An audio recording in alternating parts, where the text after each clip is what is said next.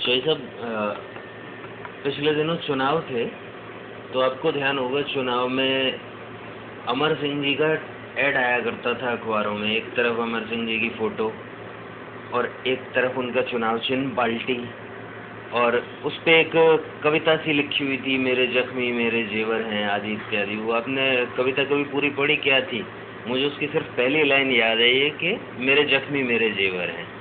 और अमर सिंह जी की दाढ़ी बढ़ी हुई थी। अब गुरु साहब चुनाव निकल गए, उसके बाद में सीएम बन गए अखिलेश, मुख्यमंत्री बन गए, तो मुख्यमंत्री से मिलने के लिए अमर सिंह गए।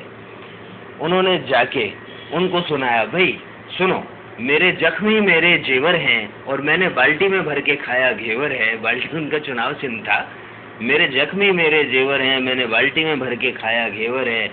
और जिसने मुझे सताया है वो मेरी घरवाली का देवर है।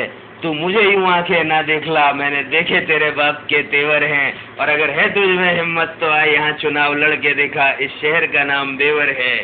और जब बनी गया है मुख्यमंत्री तू, ध्यान रखना उसकी दाढ़ी बढ़ी हुई थी, और जब बनी गया है मुख्यमंत्री तू तो मुझे चाहिए तुझसे एक फेवर है।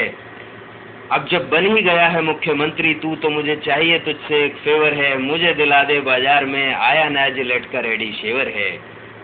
मेरे जख्मी मेरे जेवर हैं, मैंने बाल्टी भर के खाया घेवर है।